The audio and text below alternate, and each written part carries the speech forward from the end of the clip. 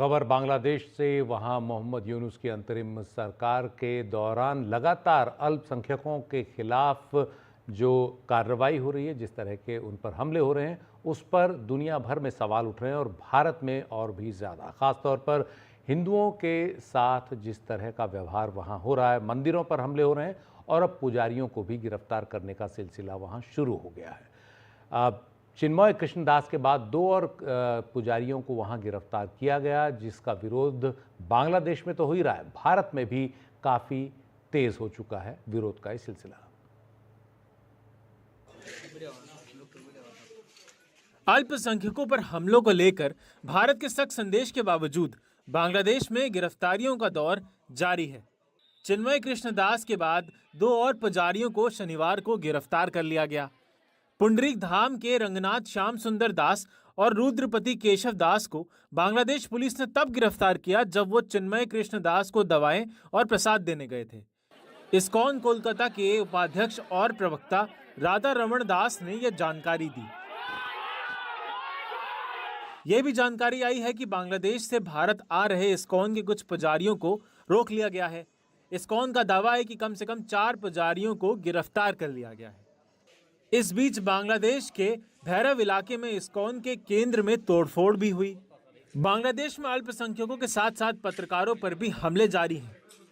शनिवार को ढाका के कारवा बाजार में कुछ कट्टरपंथियों ने बांग्लादेश के एक जाने माने टीवी पत्रकार मुन्नी साहा का पीछा किया और उन्हें धमकियां दी। मुन्नी साहा उस समय अपने दफ्तर से निकल रहे थे। कोलकाता के रहने वाले सायन घोष भी बांग्लादेश में इस हिंसा के शिकार बने। कुछ कट्टरपंथियों ने ये पता चलने पर कि वो हिंदू हैं, उन्हें काफी मारा। शनिवार की रात सायन घोष गेडेर दर्शन सीमा से पश्चिम बंगाल वापस लौटे।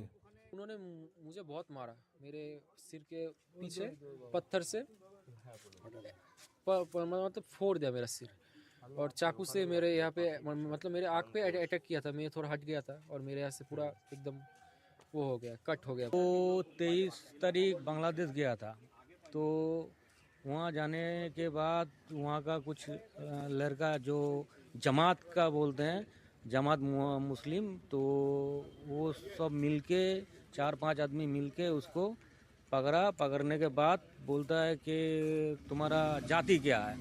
तो बोलते है कि मैं सनातनी हूँ, इंडियन। जैसे ही बोला हम सनातनी इंडियन हूँ, उसका ऊपर अटैक कर दिया। जैसे जैसे बांग्लादेश की हालत बिगड़ रही है, भारत में वहां रह रहे हिंदुओं की सुरक्षा को लेकर चिंताएं बढ़ती जा रही हैं।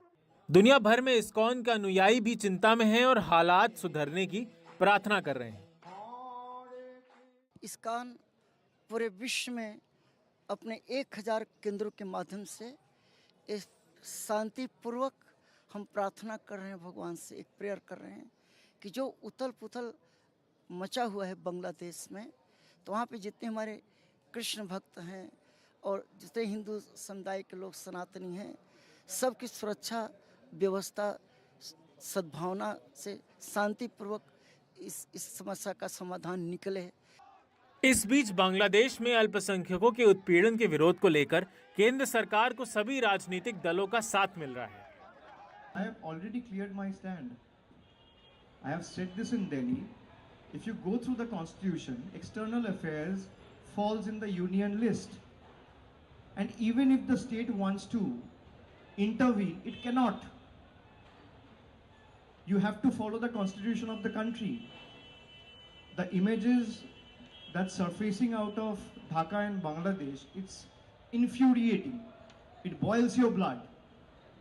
भारत सरकार पहले ही बांग्लादेश की मोहम्मद यूनुस सरकार को स्पष्ट कर चुकी है कि उसे हर हाल में अल्पसंख्यकों के अधिकारों की सुरक्षा करनी पड़ेगी। भारत ये भी साफ कर चुका है कि अल्पसंख्यकों के खिलाफ हिंसा को मीडिया द्वारा बढ़ा चढ़ाकर बताने की बांग्लादेश की दलील नहीं चलेगी। बांग्लादेश में अल्पसंख्यक समुदाय के ऊपर हिंसा, यानी कि हिंदू समुदाय के ऊपर हिंसा एक चिंताजनक विषय है, खास करके इस्कॉन के लिए, जिसे बांग्लादेश सरकार टारगेट किया है। भारत के सरकार के पीछे सपोर्ट है और पॉलिटिकल कंसेंसस भी है, क्योंकि बांग्लादेश में हिंदुओं के ऊपर जो आक्रमण हो रहे हैं उसे ख़त्म करने के लिए यहाँ पर अब सरकार पर भी दबाव बन रहा है। कैमरा पर्सन अनिरुद्ध त्रिपाठी के साथ कोलकाता से सौरभ गुप्ता, NDTV इंडिया।